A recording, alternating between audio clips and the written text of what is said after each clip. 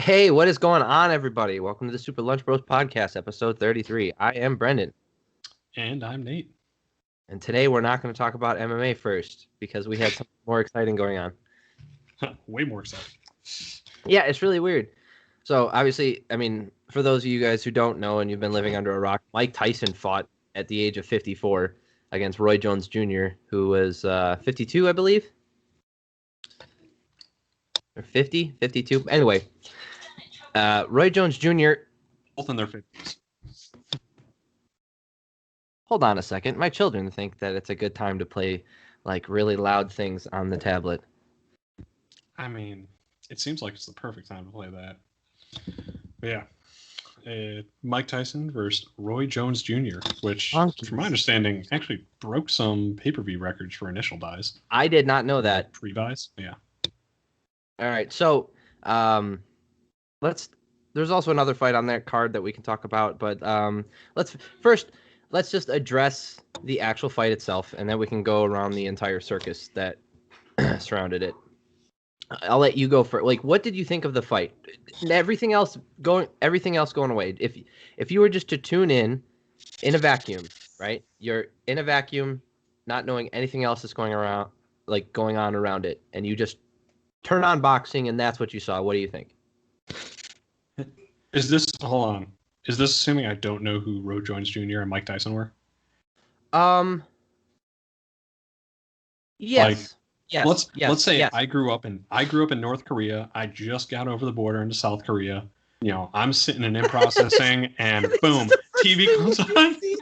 You're just like, man, I'm so glad I got out of that evil dictatorship. Well, let's see what's on TV. Some two elderly folks boxing. All right. I was about to say, things don't seem too good on this side of the border. I might go back. All right. Yes. This is what passes for entertainment. I normally I saw some Twitter reactions which were like, "Oh, hey, look, uncles at the barbecue going at it." Granted, that was Snoop Dogg's joke. I know. Granted, we'll talk about that later. It's very obvious that these are two people that have the skill set of, decades and decades of being in the sport, training, but they're also in their 50s. Okay. All right. Okay. Like, again, and it's also not all right. Yeah, it's a fight, but it's also an exhibition. No. Stop. No, not knowing anything else. You just tune this on, like you tune into this, and you just see what was presented in front of you, right? If I'm North Korean, I'm like, what the fuck is this shit? So obviously you know of boxing, right? Like, and you let's say you're a casual boxing fan and you tune into this. And without expectations, what did you think of it? Like, not on a scale from 1 to 10, because that's overly simplistic. I mean, like, display of skill wise, and like was it a circus? Was it closer to a real boxing match? Like, what do you think? Trying to take myself out of it. I mean, like, if I'd seen heavyweight professional boxing before, I would have been like, ugh. Yes. No. So you have. Yeah. Okay. In this context, having seen you know what boxing looks before, like. Yes. I'd be like, ugh, those guys don't look like they should be in the ring.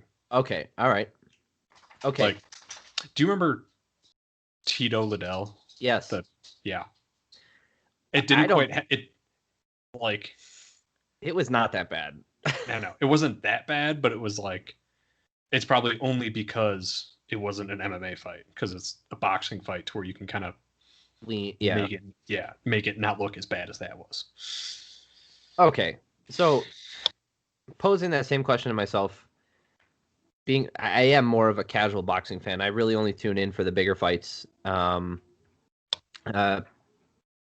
obviously I just caught the tail end of Tyson's career growing up, and Roy Jones Jr. wasn't as ubiquitous and popular, so we weren't really tuning in to watch him as much as like my dad and my grandfather were watching Tyson.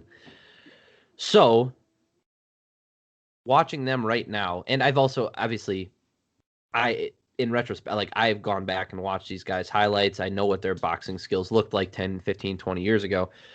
Judging by what I saw, and Like I said, media circus notwithstanding, I thought it was fine. I Yeah. really did.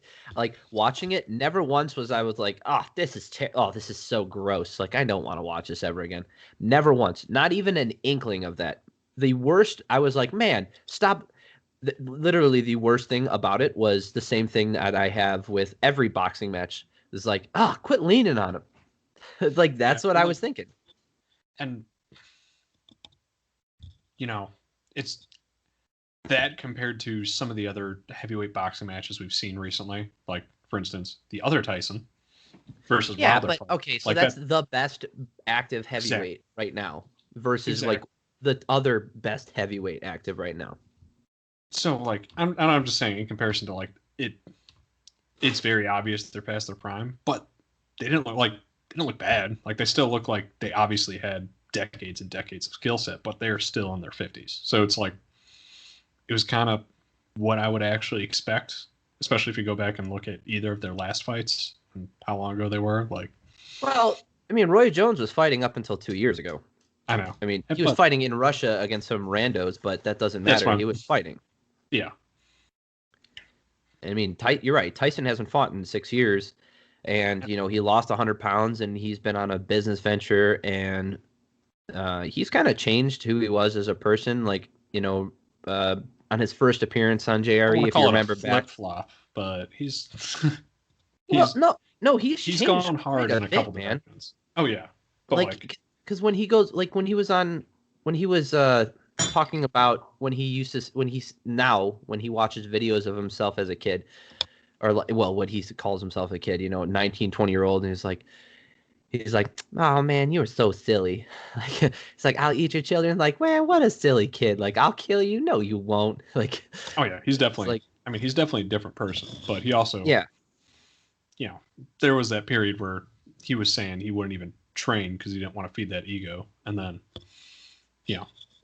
definitely let a little bit of that ego come back, which I think is fine. I mean, if anything, he's probably just a more balanced version of himself, like somewhere in a healthy in between that, absolute destroyer and then, the chillest version of Mike Tyson we ever saw. Yeah.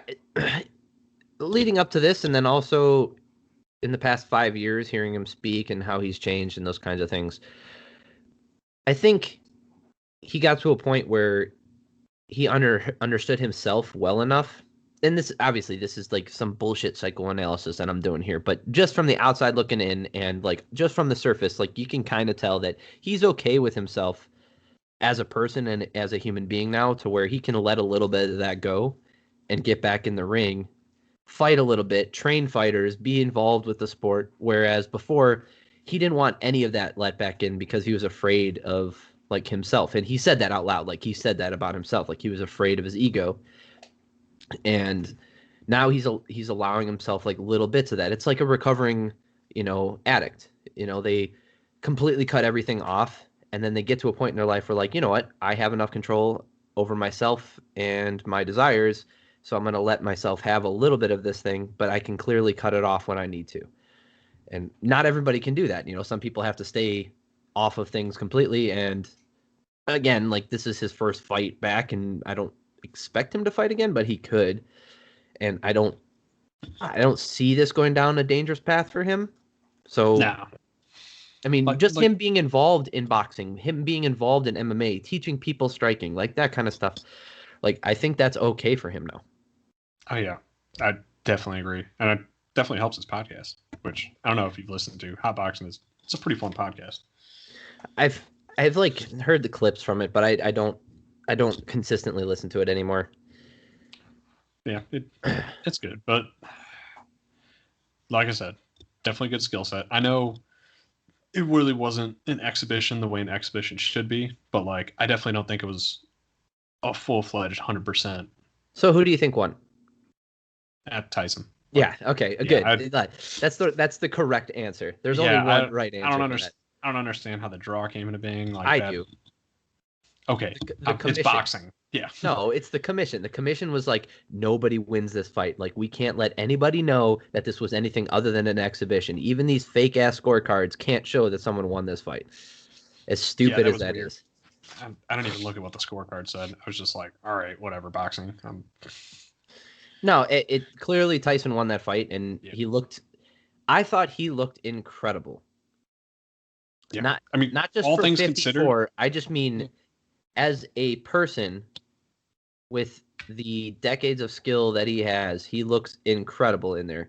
Do I think he could be challenging like active, heavyweights? Probably not. Like maybe some of the lower tier guys, like he could, hold his own. But hold on, he's I'm gonna throw one nowhere. out there. Would you put him in the ring with Shannon Briggs? No, I Okay. think Shannon Briggs is knock his ass out. Just wanted to see. No, Cannon will knock him out. That would be a fun lead up though. Yeah, so I think Tyson definitely won. All right, so let's talk about the broadcast. I don't know if the people who got this like planned everything out have watched Snoop talk at all about fighting, but he's really bad at it. And like people are saying like, "Oh, it was pretty entertaining." No, it's not. It's the same shit he always does.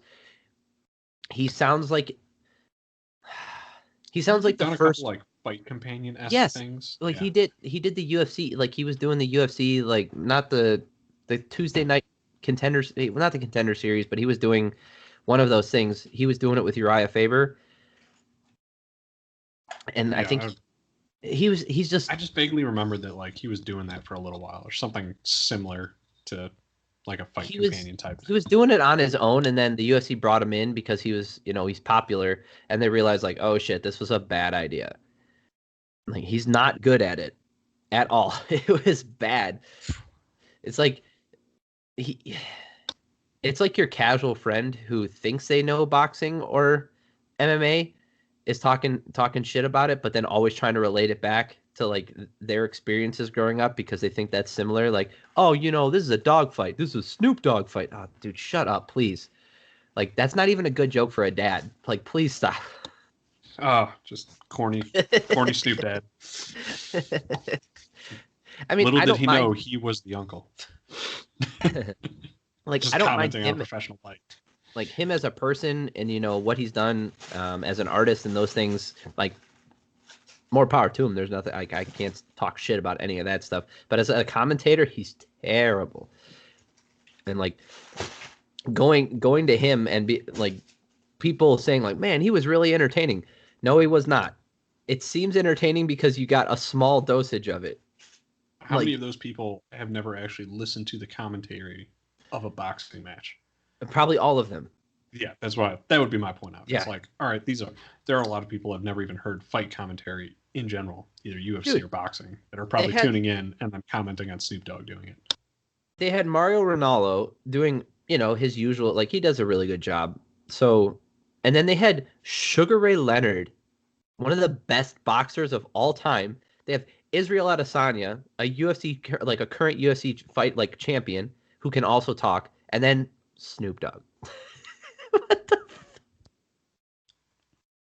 You know, maybe for like the round table or something, but not like the fight. That would be my thing of it. Like for actual like during the fight commentary, just you know, leave it to the rest of the professionals.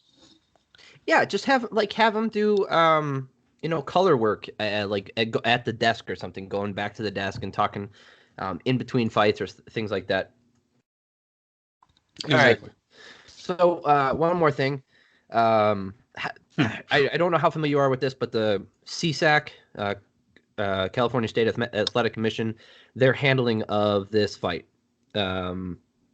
Initially, this was supposed to be like a 10-round fight, right? A normal boxing match. And then California said, no, it's going to be an exhibition match, or no, they changed the length of the rounds to 2 minutes instead of three. Then they said it's only going to be 8 rounds, and then you're going to wear 16-ounce gloves, like big puffy ones. And then at the last minute, they're like, it's an exhibition match, not not an actual match, so this can't be scored. As far as I'm concerned, I understand that they were trying to. Actually, no, I don't understand what they were doing. because the entire time the promoters were like, no, this is a real fight. Like these guys are going to go in there and try to knock each other out. Because then the rule set came in like you can't go for knockouts. The Yeah. first time there's a cut, the fight is over. Like, Hold on. You know my feeling about this, so I'm just going to say it flat out. Fuck state athletic commissions. I think it's absolutely ridiculous that you have state athletic commissions involved in the process in any way whatsoever. So, yeah, I know, but okay, so yeah. like, what I'm trying to figure out is the logic behind it. Like, There what was is none. It's because California? it's a state athletic commission. Yeah, but what was California trying to protect? Like, they gave them the boxing license, but then they're saying, like, what are they trying to do? Are they who are they Everyone, protecting? think about how big this fight was. Everyone probably just wanted to say they had a piece or part of it. Yeah, but the Everyone betting, wanted their 2 because they cents in made it. it an exhibition match, it canceled. Like a lot of the bets got canceled. Yeah, no, state athletic commission doesn't benefit from the bets. No, I know that, but what I'm Yeah. saying is like, who are they protecting? Like, what No, are they're they not trying? protecting anyone. It's you're thinking about it logically and forgetting that this is a government entity that has no business being involved in Then what why it is give them the involved in. license in the first place? Tell them no, so they have to go to another state. Well, they want it in the state. They just also suck at their job. Yeah, whatever. State athletic So commissions are stupid when you also have the NCAA, which can essentially just violate all labor laws whatsoever.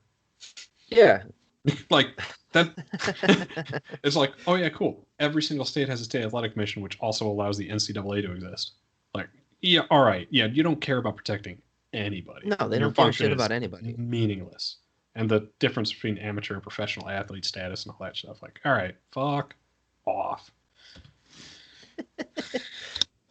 Yeah, and I thought the event wasn't too bad. Now, Like production wise, it was Triller fine. put it on. It was pretty good. The co-main event with Jake Paul and Nate Robinson. I mean, for a celebrity fight which is what that was. Like Yep. I'm not familiar with the Paul brothers work. Like I understand they got in trouble for doing like that dead guy in Japan thing and Oh, I don't like even know about they were that. really cringy Vine guys. I totally get Which one whatever. was the one that got arrested for looting Probably Logan. I on have no TikTok? idea. There I was have one where no the idea. FBI like raided his house and took his guns. It could That have been either. yeah. So Jake Paul is they're both Jake and Logan are like athletic guys. Like compared to your average American citizen, they're more athletic. So and then they also wrestled, so they have some sort of combat experience. And they both have been training in boxing ever since they started this whole thing where they're challenging other YouTube stars and stuff.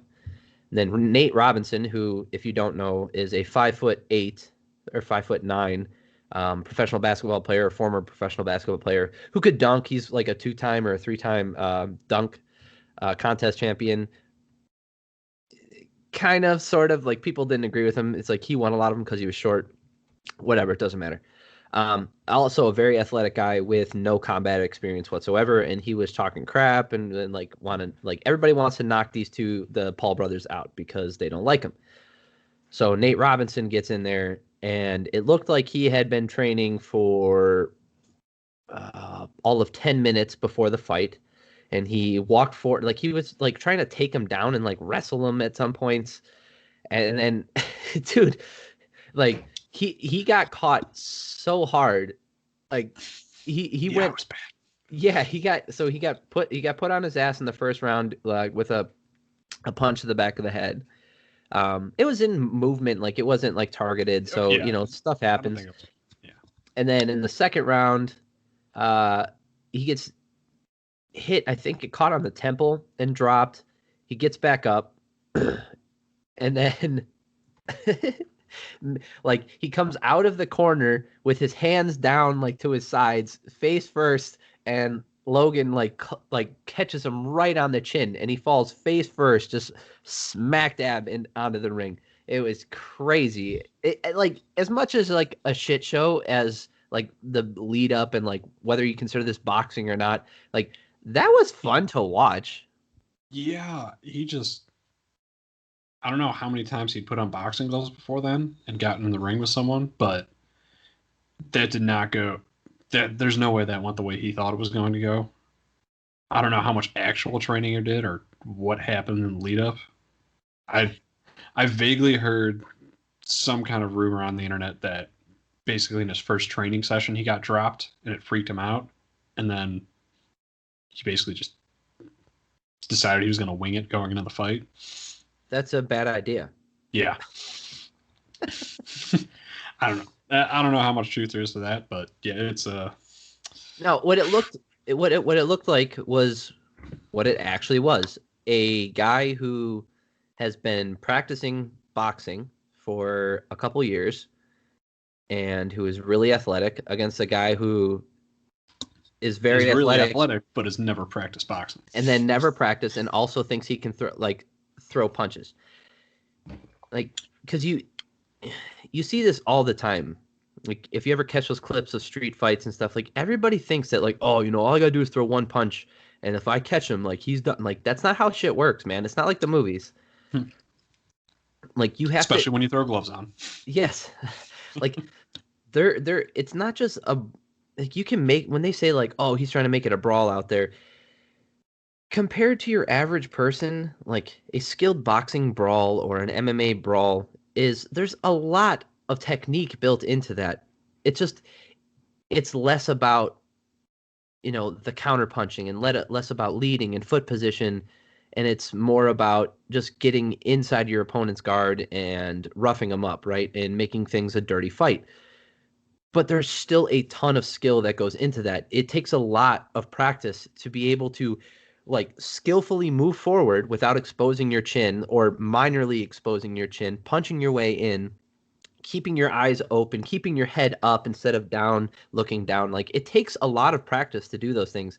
And I don't know if people just take it for granted or they think they can just do those things because, like, how hard is it to just walk forward? It's not hard to walk forward. It's really hard to walk forward, make sure you're not going to get hit, worry about the timing, and, like, do everything else that comes with it, because otherwise we see what happens. You get knocked out. Yeah, that was bad. And there was apparently some serious shit talking before the fight, and apparently Nate Robinson had made some, pretty bombastic statements and promises, like he was representing the entire NBA when he was getting in that ring, which was, absolutely not the way to go about it. But Whoops. To his credit, apparently he's taking it like a champ and just, like, owning it. Like, yeah. I mean, that's fine. He also, here's the thing is, like, I'm not dogging on him as a person. I'm just, when it comes to, like, preparation and fight skill, the same way I would judge anybody else who does that stuff. Like, you can look at that analytically and be like, hey, this was not a good performance. I'm not saying you're a bad person or you, like, oh, you're stupid or anything like that. I'm not judging him as a person. I'm judging his ability to fight and his preparation for that fight. Yeah. If you're gonna shit talk, you gotta put in the work. I mean, yeah. Here's the thing. Like, Jake Paul had nothing to lose. No. Let's be real. If Jake Paul gets knocked out by Nate Robinson, everyone's like, oh yeah, that YouTuber got knocked out by a NBA All-Star, a professional athlete. Nate Robinson had everything to lose. A professional athlete, still, he's only like 35 or 36, still absolutely, within the realm of his prime of, like, athleticism, going in there against a YouTube star who has more experience in the ring than you. Like, that is a lot to put on the line. I'm surprised Nate Robinson even went through with this. I mean, I'm not. It falls along the same thing as, your average person, right? So take your average guy and put him in a scenario where, or ask him the question, like, do you think you could, beat that guy up or whatever? Like, most people are going to overestimate their abilities. Now, make that average person a professional athlete who has generally been more athletic than every other person they've ever met, and pose them that same question. Like, of course he thinks he's going to knock him out. He's like, yeah, I'll just run in there and punch him real hard, and then he's going to go down. It's like, if this were a uneducated, untrained individual with much less athletic ability, that could be the case. You could still get caught, right? Obviously. But yes, more often than not, the athletic guy who throws the harder punch and lands first is going to win in your average street fight, right? But this is not that. There's gloves and rules, Yeah. and this guy's been training. Like, and I don't know. he's already had a professional fight against another guy with no fights, but still, like, this guy has like been there before at least once. And I don't know what Nate Robinson's like actual history is outside the NBA. I don't know if he's ever, fought before, either growing up or in the locker room, or like maybe he had some estimation or idea of his skill set against regular people that also didn't have any fight training. But yeah, that was a very, very good example of what the difference between 1 year of training or 2 years of training and no training Zero. whatsoever. Yeah. Yeah, there are certain people like who have the equalizer, right? Like that one really big right hand. But in boxing, that's harder than in MMA. Like in MMA, there's so many variables and there's so many things that can go wrong, and there's a lot of stuff, and there's smaller gloves, but in boxing, someone with training in boxing. In MMA, you can have some high school wrestling in an amateur match and no boxing whatsoever and maybe get away with a win. Not even get away. You can be like semi-successful. There's no other skill outside of boxing that translates into boxing other than being able to throw your hands. Like it's not like you can be a wrestler and walk into a boxing match and it's just going to go great for you. Like you'll have the athleticism, but it's a skill. Yeah, you have to specifically train for it. It's not, yeah. In MMA, there's, like I said, there's a lot more room. There's less of a margin for error because, like, literally anything could happen. You could kick them, punch them, throw them. Everything's available to you, minus like the downward elbow and kicking them when they're down or whatever. So, like, a guy with a really strong right hand can win more fights. I mean, obviously, big country, right? Like Roy Nelson, he's not the best example because he's a black belt in jiu-jitsu. Let's say a football player. A football player can make a quick transition based on pure athleticism and having slammed their body into another person and probably not having that fear of impact. Matt Mitrione. Yeah, he made it to, like, he was a moderately successful heavyweight in the UFC, and he's still in Bellator. Yeah. Or like a basketball player making the jump over to football. There are certain positions where the athletic traits are similar enough to where tight ends. Tight ends. Obviously. Tight ends, receivers, and sometimes like corners and like safeties. But with boxing, there really isn't, like, outside of maybe some certain martial arts, like there's not really another skill set that naturally translates unless it involves some sort of boxing. Right. Like you have to have striking experience. Like athleticism can only get you so far, especially if you have zero training. And again, this is the last thing I'll say on it is Jake Paul, love him or hate him, I don't know. I have no opinion because, like I said, I wasn't around. I'm a little bit older, and I was gone when they were like becoming famous. I don't know. It doesn't matter. I have no opinion on him as a person. I don't follow him. But like I said, love him or hate him, like he's a relatively athletic individual who has been practicing boxing. And him versus Dylan Dennis, who he called out, that'd be fun. Dylan Dennis' striking looks like shit. So, like, that could be fun in boxing. I mean, like, this is a great position for either of the Pauls. I don't know, because the other one did a boxing match too, right? Not just Jake. Logan fought KSI. Okay. And it was a draw. He fought him again, too. I forget what happened. They should just be calling out every possible famous person. And this isn't just my opinion. This is something I had read too. Just like, all right, start calling out rappers. Just start calling out people in different industries that are huge stars and just be like, all right, fuck it. Let's just try pulling people into the ring with us to have these these fights who don't have that athletic experience but think they're tough. Like, just this is perfect. Cool. Yeah. This is like, it doesn't have to be real boxing. He doesn't have to be trying to parlay this into an actual boxing career, or he might. It doesn't matter. Like, the thing is, like, this could be fun. Don't fight actual boxers. Just fight famous people. Fight, all right, actors.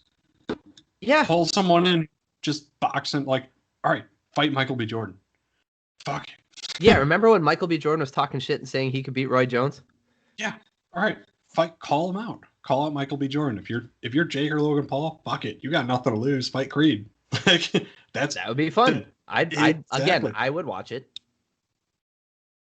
That's the move. If you're Jake Paul now, just keep up in the ante and trying to fight more famous people. Yeah, that's what it is. Like you just, it's all about numbers, and it's a fun sideshow. And if you put like older box, like I think this might have been the perfect match. Not that match itself. I just mean like the perfect mix of fights. Like you have an undercard. Like I was tuning in and out because the UFC was on at the same time, and I was less interested in those fights, so I was like more paying attention to the UFC. And then once the Paul fight happened, then I was like moved over to boxing, and I paused the UFC and came back. But I think it's like a really good mix and match here. It's like you can have like on the undercard, you can have like some up and coming boxers who are looking for a name, right? Or you can have some older boxers, and then like your main events and co-main events could be like the celebrity type deal, and then like maybe some old pro boxers, just like this stuff, or something similar like MMA fighters who want to try boxing and they go in there and fight each other. I think that'd be a lot of fun.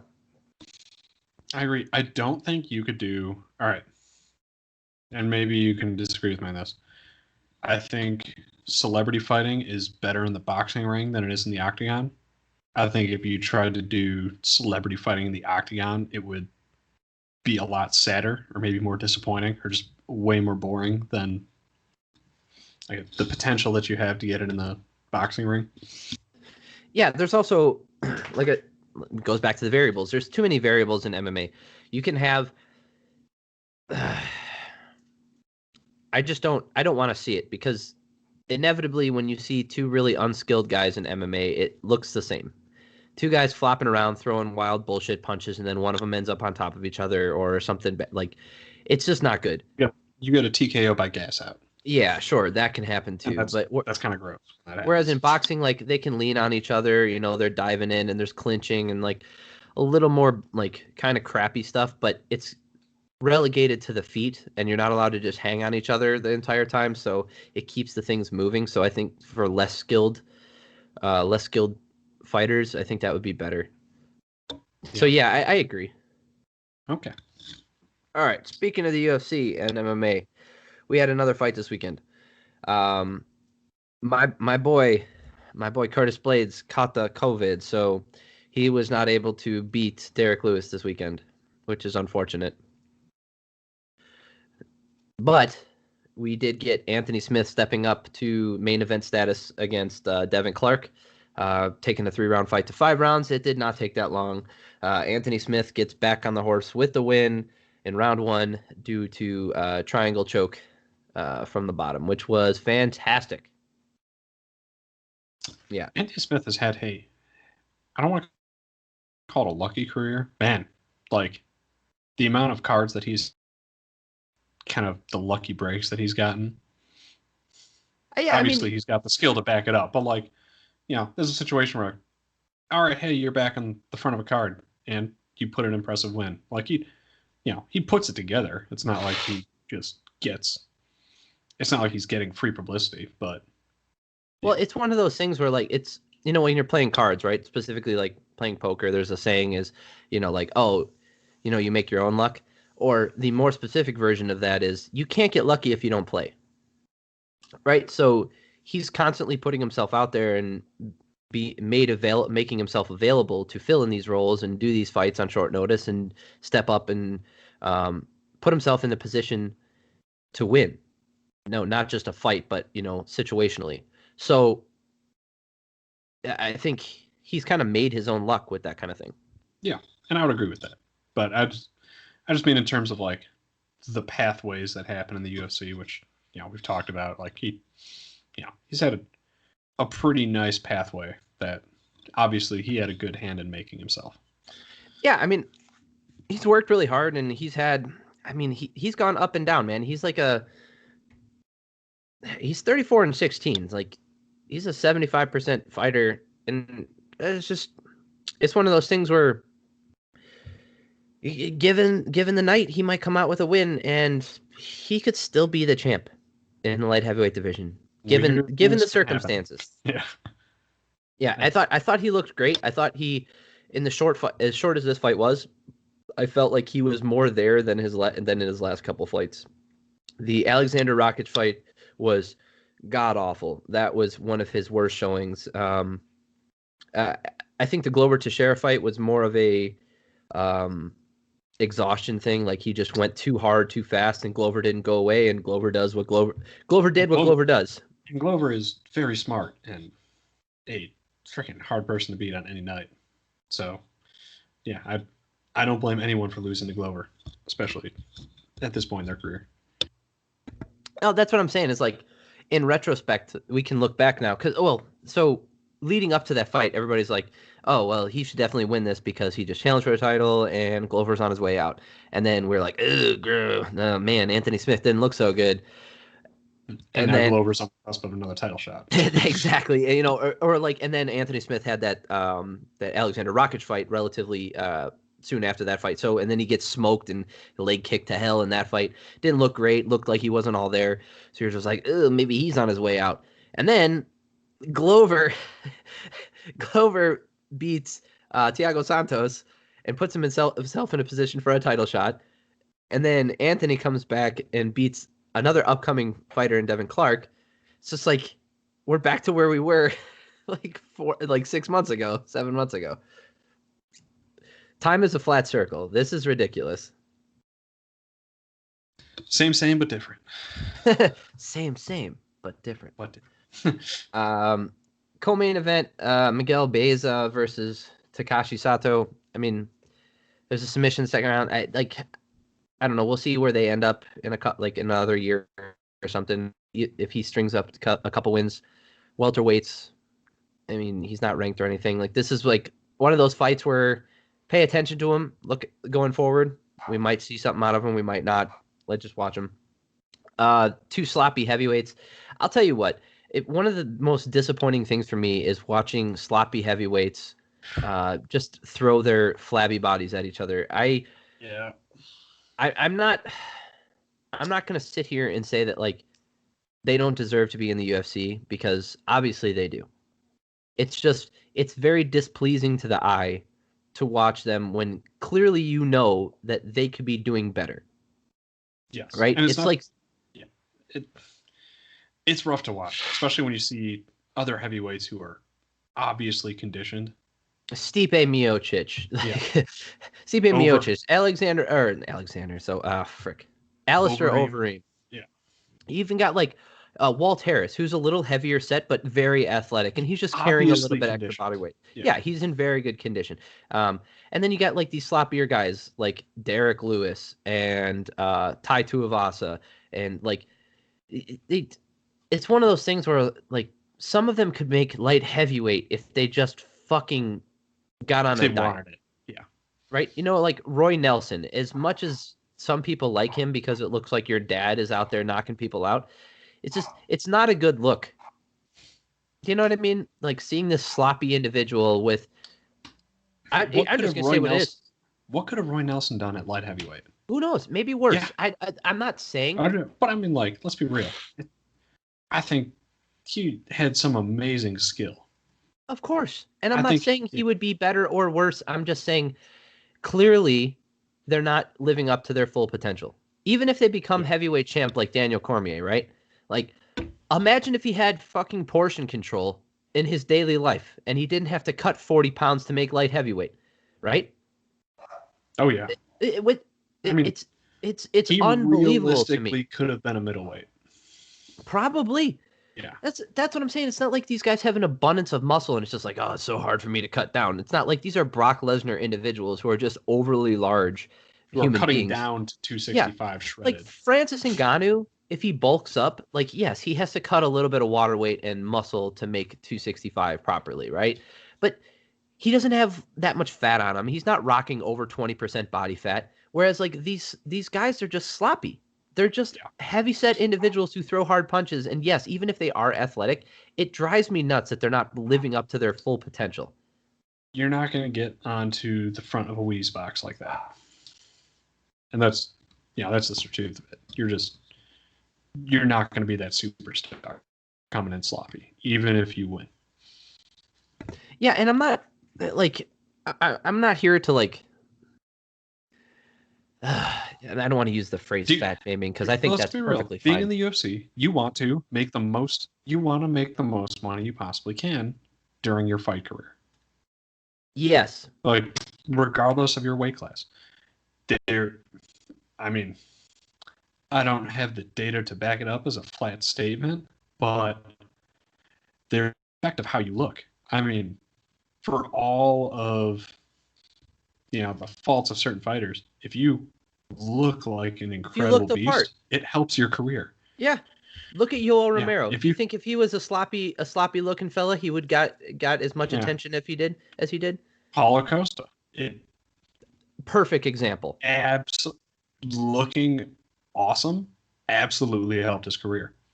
Yes. Like Francis Ngannou, looking like an absolute just fucking Mac trained monster, absolutely helped his career and backed up the fast that he could, put people on their ass. Yes, With like a obviously you slight have touch. to have the fight skill to back it up, but the point is like if you take two guys with identical careers and one of them looks like a Greek god or an actual gladiator and the other one looks like your Uncle Bill, right? One of them is going to get the perks faster than the other person. Let's go. And Francis Ngannou versus Derek Lewis. Like, exactly, you're going to accelerate your arguably, they're career. kind of like we saw it in their fight. They're kind of on the same level of what they're capable of doing. Granted, I'm going to give it to Francis. He's obviously more conditioned, but his career is obviously on a different trajectory than Derek Lewis's, despite their skill sets. Yes, and one of them has better cardio. And it's heavyweights. Heavyweights notoriously have bad cardio. Okay, so Except you're only like two. there are heavyweights who can utilize their skill sets to maintain their cardio longer. Like I would argue that Alistair Overeem is very good at that. Kane, everybody talks about cardio. Kane, blah blah blah. I think Daniel Cormier is overblown. Stipe has I think he is better at managing his cardio. Yeah. But the point is, like, you're a large individual with a relatively same size heart as everyone else. Your lungs might be slightly larger, but they're not they're not going to be that much larger. Like, you are going to get tired. You are carrying them around more mass. It's going to happen. Do you think carrying around an additional 30 pounds of fat on you is going to help or exacerbate the problem? And I don't buy into the idea that 30 pounds of fat is what is helping them knock out another heavyweight. I think a heavyweight fighter at 235 is going to have about the same knockout power as they are at 250. Yeah, and here's the thing is, like, I'm not saying you have to have a six-pack, right? Like, you can be, like, we've seen it through all the weight classes. Not every excellent fighter has, like, a six-pack with well-defined muscles. But you can 30 pounds of fat doesn't help your cardio. Right, and most fighters in most weight classes who are successful don't carry around excess body weight. And that might include muscle. Right? That includes muscle. Body mass can hurt. We see super muscular people gas out too. Spike Carlisle from this weekend. Yeah. I love that dude, that Alpha Ginger guy. I don't know what the hell. Like, I love watching him fight. He's crazy in the first round, but he gasses so fast.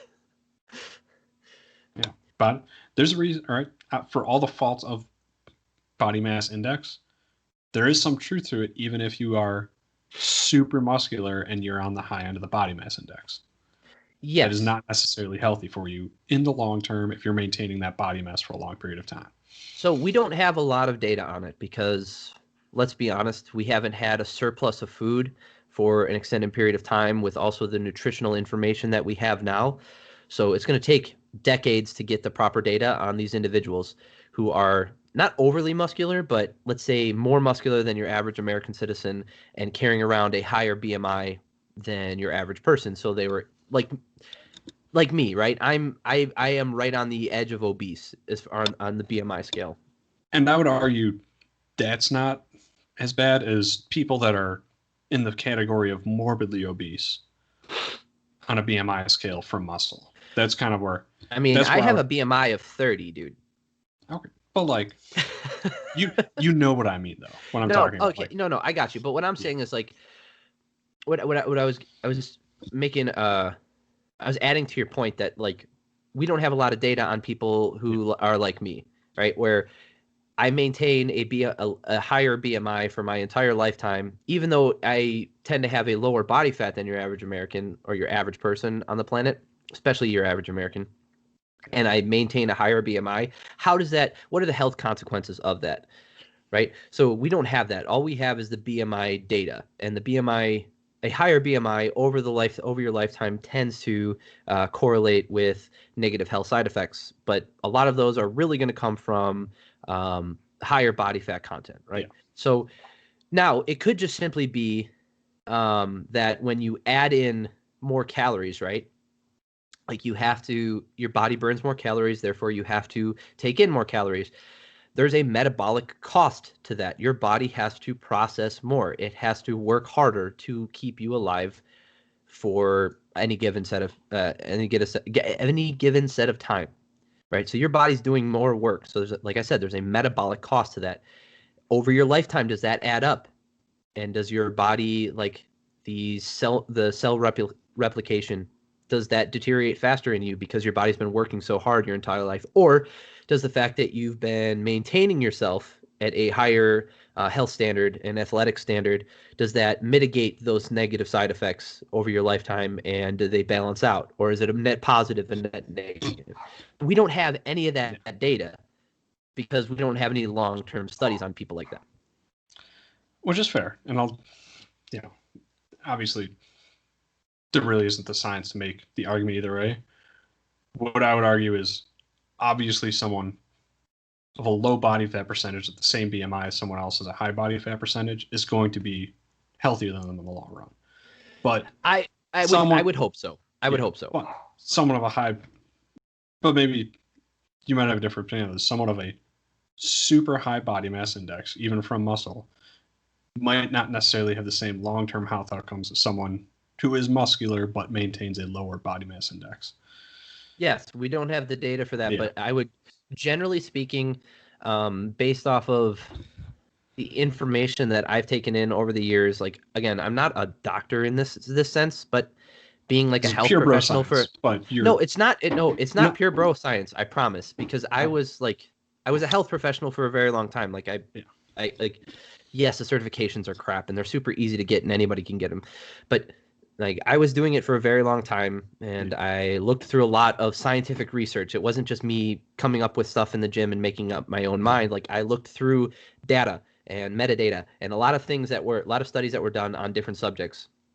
And from me perusing all of those and coming to my own conclusions, it seems to me that over your lifetime, there are negative side effects to increased metabolic output, and there is a toll that takes on your body. So, and that sounds like, I mean, that if you work out it's going to be bad for you, but it doesn't. Because working out doesn't really increase your metabolic output as much as you think, because 75%, I think it's 75 or 50% of the calories are just going to digesting the food and doing the things that keep your body running. So if you need to do that more than everyone else, your body's going to be working harder for your entire life. And there's a lot of bad things that come with your body working very hard. And misfolded proteins, cell damage, replication errors, and those things can multiply over time, and you end up with some really negative side effects. So from what I understand, and I'm an idiot with a lot of information, but I'm an idiot, I would say that, it's probably not a good thing. Yeah. And that was probably, I didn't necessarily mean bro science in the way that I think bro science is normally thrown out. More so just two dudes talking that do not have necessarily the academic background to be able to speak, authoritatively on the subject. Yeah, I'm not certified in the state of Illinois to give out nutritional or dietary advice. That was one of the most interesting things that I found out when my wife got all her certifications, was how hardcore some of the laws are for you not being able to do that.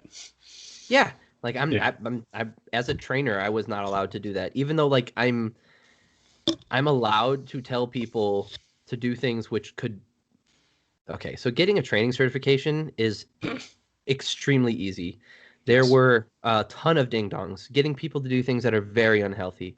And I don't mean like diet-wise. I just mean like physically unhealthy for them because they didn't have any understanding. And I'm not perfect. Like when I first started doing it when I was in my like late teens and early 20s, I probably gave people bad advice as well. But then You over time, to put this in perspective, you can get a training certification and then tell someone to sit on their couch for 8 hours a day. yeah, Yeah, like there's no rules. yeah. There's no consequences either. Like they can't come back to you and be like, "Hey, you told me to do this and I didn't lose weight." Like, oh well, you paid Yeah. me already. I don't give a shit. Um, I mean, okay, so that was pretty much the highlights of the card. Yeah. One more highlight I figure I have to talk about because um, Twitter demands it. Not of me. No one knows who I am. I just mean Twitter. Like this is like the other most talked about thing about this card. Probably a good thing at this day and age. Rachel Ostovich just looked fucking awful. Like she looked bad, just outclassed in every way by Gina Mazzani. And Rachel is a worse version of Paige Van Zandt. I mean that in the worst way possible. I don't think she's a bad person. Let me get this out there. She's 4-6. Okay? And I'm not trying to criticize. Damn it. I'm not trying to criticize her as a human being or who she is as a person. I don't know. She might be a lovely individual. Maybe she gives to charity and she donates her free time. Like, I don't follow her. I don't know her personally. But I can tell you from watching her fight, she does not belong in the UFC. Even in the the flyweight division, she doesn't belong in the UFC. She carries excess body weight into that division, which a lot of women do, and they can do fine. But clearly, she doesn't have the ability to do that. She is not. She's not exceedingly good in any portion of mixed martial arts. I firmly believe the only reason she's still on the roster if she's still on the roster after this, it's 100% Paige Van Zandt syndrome. That's it. They have a pretty face that they like throwing on the screen, being like, "Hey," and I understand she had a rough story with domestic abuse and those things, and obviously that's fucking terrible. I'm not dogging on her and saying like oh you can't fight and I don't care about your life story. Like get out of here. It's just your life story can add to who you are as a fighter and it can add to your storyline, but there's an underlying base level of competency you need to maintain, and she has not done that in the UFC. All right. I mean, that's fair takeaway. I sound like I'm being a dick. Does she and have I'm a win being in really UFC? I think she has one. I mean, so as bad as she looked that night, she still beat someone. Like, yeah. Yes, but there's a lot of people who have a win in the UFC who, let's be honest, don't belong in there. Shouldn't Like be in the the guy, UFC. Yeah. like the guy who beat, what's his face? Oh God, who's the crappy the CM Punk, the guy who beat Yep. CM Punk? Mickey Gall? No, the second one. I don't know who the second one was. I did not watch the second fight. Yeah, exactly. All right, that guy's not in the UFC for a reason, but he has a win in the UFC. Does that mean he belongs there? No. All right, so her career, it's not good, dude. So let's only go. All right, I got to give you a little bit of credence to the Paige Van Zandt syndrome, especially after looking at Rachel's Instagram. Yeah, no shit. All right. I see where you're getting that from. She could fit in Bellator. I think their divisions are thinner. She has a pretty face that people seem to like. She has a really good story. I don't think that she should be thrown out to pasture. Like I don't think that she couldn't make her way back to the UFC. I'm not saying any of that stuff. What I'm saying is right now she does not belong in the UFC. Here, her career is so short we can go over her entire career. But let's say I'll start at Invicta because that's a good organization to start out with. Like that's on par with Bellator for me. She beats Eva Johnson, so that's 2-1. Then she loses to Andre Lee, wins against Ariel Beck in Invicta, loses to Christine Ferreira. Okay, so she's 3-3. She gets a win in the Ultimate Fighter finale against Karine Gevorgian, right? From submission, 4-3. Then she loses to Montana De La Rosa, loses to Paige Van Zant, who is also not in the UFC because she wasn't good enough, and then loses this weekend to Gina Mazzani.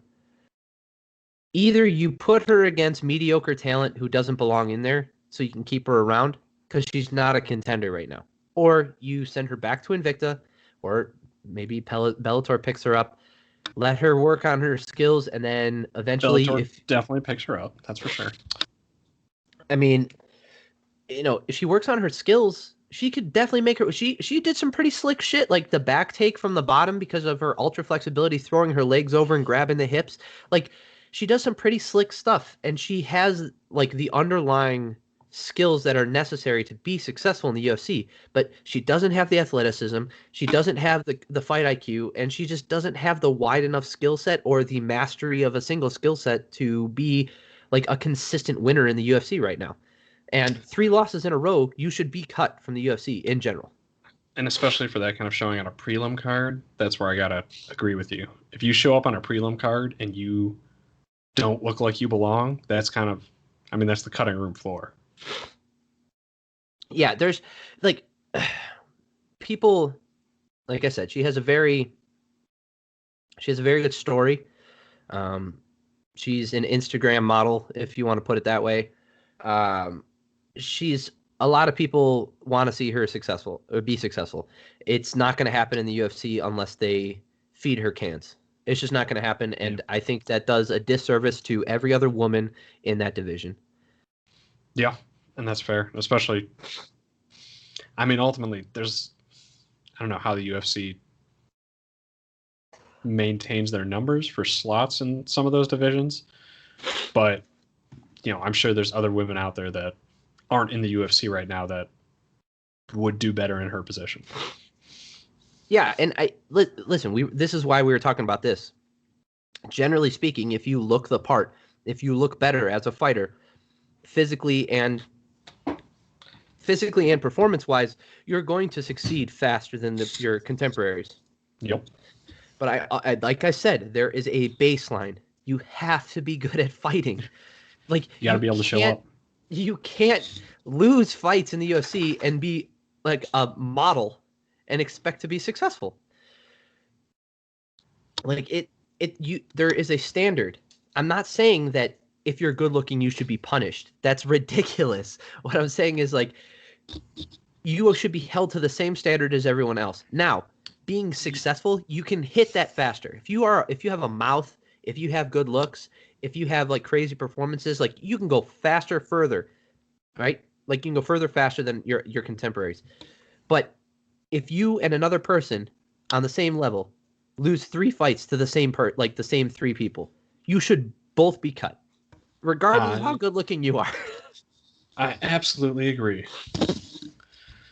Yeah. Anyway, that's my rant on that one. How do we get Ryan Hall to fight? Let's talk about that.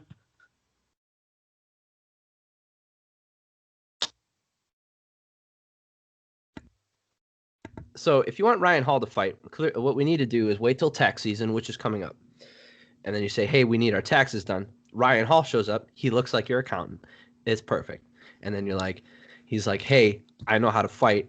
Like, is there anybody here who can fight me? And then set up for a porno. Yeah, I hear you need your taxes done. I heard you ordered a pizza. You want it 50-50 pepperoni? I hear you want to do itemized deductions this year. Oh. No, I think there's a lot of stuff going on. I just don't think anybody wants to fight Ryan Hall. Yeah. Hold on, I'll be right back. It's all good. So, we got next week Jack Hermanson versus Marvin Vinatieri. So this should be an interesting fight. Hopefully Marvin Vinatieri is able to make it. I don't know if this one's at Fight Island or not. I'm going to look that up. No, it's going to be at Las Vegas. So hopefully Marvin Vinatieri is able to make it or already in the States. because that might end up being a complication. All right. All right, so I started introducing next week. Jack Hermanson versus Marvin Vittori. Is he already in the States? Who, Marvin Vittori? Yeah. I mean, he was. He fought in the Apex. That was his last fight. He's from Italy, though, right? I wasn't sure if he... Yes. He is That's Italian. Hopefully he's already in the States. Yeah, so he's stepping up on relatively short notice to take the place of, Kevin Holland, who got moved to the following weekend against Jacare Souza, who is apparently still fighting. So that's good. Oh, thank goodness. I mean, I don't want to put him out to pasture. Like, I think Jacare can still contend at the middleweight, middleweight division. We just got to see him. There's a possible pathway for him. Yeah. But yeah, that'll be an interesting fight for middleweight. Not that it's going to necessarily move anything in the middleweight division, given how tied up that is. Yeah, right, I mean, the top of it is. Man, my nose. And we also have Oven St. Preux. Yeah. Oh, no, hold on. Let's cover the main event real quick. Does have implications, right? So Jack Hermanson's ranked, what is he ranked? 4? Yep. I'm just coming off the top of my head, so I don't know. It's almost like I really pay attention to this crap. Yeah, he is number 4. You are correct. If Marvin Vittori knocks him out,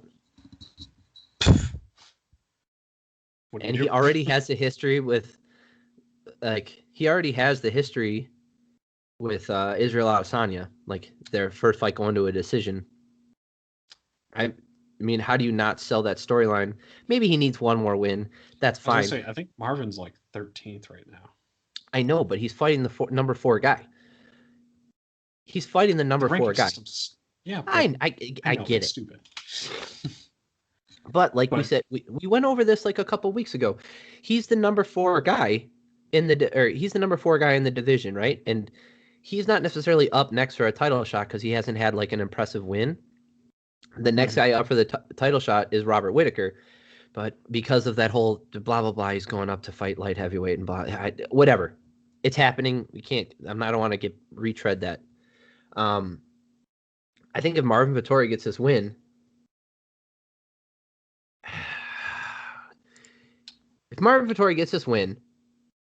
and let's say they knock Jack Hermanson down to like 5 or 6, right?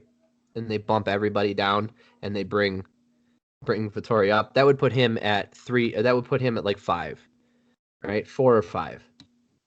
He'd be in the hemisphere of a title contention. Him versus Paulo Costa after that. All right, not mad at that. I mean, at the very least, he's on a 3-fight win streak. Granted, so if he wins this, he'd have 4 fights. He'd have won every fight since Israel Adesanya. Yeah. So yeah, that's what I'm saying.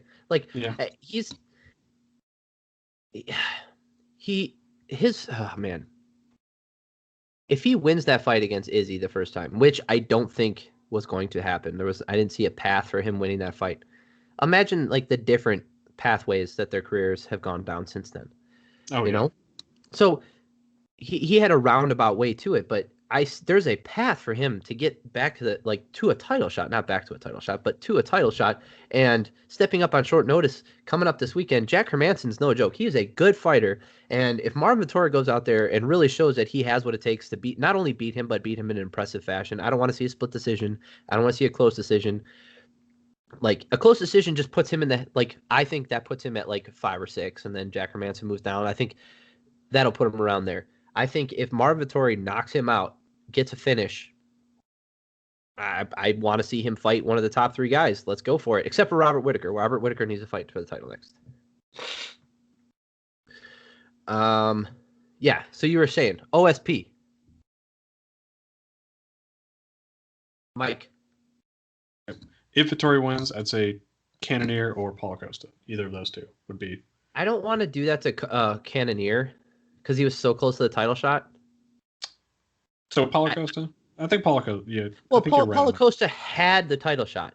Yeah. Cannonier hasn't had it yet, and I don't want to burn that. I don't want to burn Burn that that path, bridge. right? Yeah, I don't want to burn him as a contender yet. So I'd give him. I would see Cannonier versus Yoel Romero would be better for me. Oh.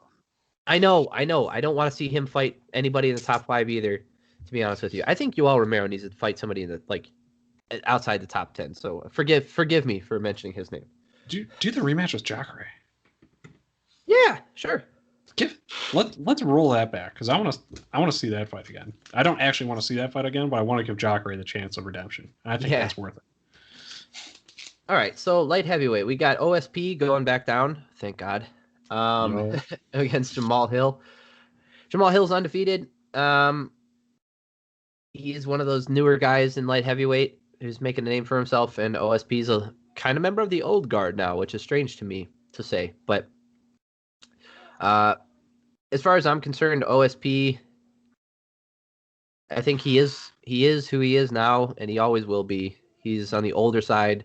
I think he's a fun fighter, and he'll never challenge for a title again based off the current landscape that we see, unless he makes a drastic change, which I don't see. Yeah, I would most certainly agree. I think he's gonna kind of be one of those just one of those active veteran fighters that stays in the game, is kind of a name that people know and can associate with some good fights, but I don't think he's I don't think there's a pathway for him in light heavyweight necessarily. No, I think he's a good test for a lot of fighters. Like, if you can get past OSP's frenetic striking ability and his strength, he's one of those kinds of gatekeepers. I don't like that word because it's overly used and it describes too many situations. I think I think too many people have also shrugged that title and kind of pushed it off themselves. Yeah. I just, the way I look at it is there's steps, right, that lead you towards a title, and an OSP level fighter is one of those steps, right? If you face the other people who are just coming to the UFC first, and then you face your middling talent or your aging veterans, and then you have like the OSP guys who are like, they present unique challenges. If we call some fighters journeymen, like there's a certain point where I'd say there's fighters that get into what we'd call a master. And it's not that they're ranked the highest, but fighters that have done, 10 years of active fighting in the UFC that are good fighters that can win on any given night against most opponents. There's kind of that step above journeyman for seasoned fighters. Yeah, like I think OSP could be like they fought already, and I'm pretty sure he got the win. That OSP lost to Glover. I think Glover got that win. I think he submitted him. But I think OSP could beat Glover. Yeah. And that's the thing is, like, light heavyweight is so weird right now. Like, you don't have a guy who is 10 steps ahead of everyone like we had with John Jones. Everybody is more like, say, we have a guy who has this unique talent or skill set, and we have these grinders, and we have these guys who match up well against each other but don't match up well against anyone else. And there's just a lot of volatility in the rankings. And like what I'm trying to describe, like Junior Dos Santos. Like, I wouldn't call him a journeyman fighter. I'd call him, I wouldn't necessarily, like, veteran kind of sounds like to me, that kind of sounds like they're done.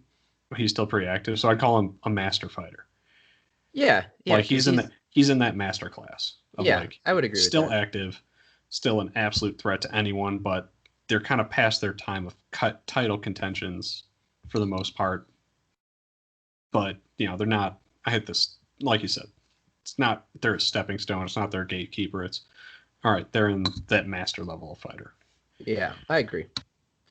A couple more guys. We got Luis Smolka. He's opening up the prelim card. Man, he just never could get it together. Jake, oh my God. We got John Volantes fighting at heavyweight again on the prelims. Ready for a bloated middleweight? Yeah. Nope, I am not. I'd prefer to just not see it. But I have that choice. I can just not watch the prelims. This goes Or at back least to that what fight. we were saying Yeah. earlier. Like John Vellante at middleweight, like very strong, athletic individual with suspect cardio, but some people just don't have it. Like, and Yeah. if they put too much of their cardio, then they can't hit as hard as they need to. Blah blah blah. John Vellante at light heavyweight, hard hitter, kind of. John Vellante at heavyweight is just a guy who's like, fuck, I guess I'll still fight, and like eats a lot of cheeseburgers. Yep. Anything else on the main card sticking out to you other than the main two? Not really. Me either. Oh man, we have to talk next weekend because after the fight, because that UFC 256 card is pretty stacked. I'm excited for that. Yep, yes it is. That looks good. All right. I'm so happy we're getting into December. All right. Anything else you want to shout out before we take off? No, I think we covered it. All right. Thanks for listening, everybody. Having an allergy attack again. Don't forget to like, subscribe, comment down on our channel on YouTube. Let us know, whatever we're doing good, whatever you don't like, whatever you want us to talk about. I know we didn't get into a lot of stuff outside of fighting this week, but sometimes on these episodes we do actually talk about stuff other than the UFC and boxing. Yeah, I mean those really happen with political events and big societal things, as well as like historically important events, those kinds of stuff. And honestly, everything's so charged now. I don't want to talk about it. It's just so it's not worth it. It's really not. Like you're just gonna piss everybody. Anybody who listens to this is just gonna get pissed off. So it's like, what's the point? Like, if anybody wants to have a polite conversation with me about the stuff and about the direction anything is going, or like who values my opinion on it, you're more than welcome to contact me. Other than that, I'm not gonna like keep reiterating the same thing that we've been saying for like a year and a half now. Fair enough. I'm pretty sure we've both put out like our semi-educated and what we if you've feel heard is how I talk about opinions. state athletic commissions, you can just expound how I feel about other entities. Yeah. Other bloated, useless entities. Yeah. So thanks for listening. If you're just listening to this on Spotify or wherever else you get your podcast from, we do have the video up. You get to see me constantly like fighting off this allergy thing on YouTube. And if you're watching this on YouTube, I'm sorry that you had to watch all this. And you can just go listen to us instead. Don't look at us. Don't look at me while I podcast. Don't you look at me. All right. Thank you all for listening, and I hope everybody has an awesome day.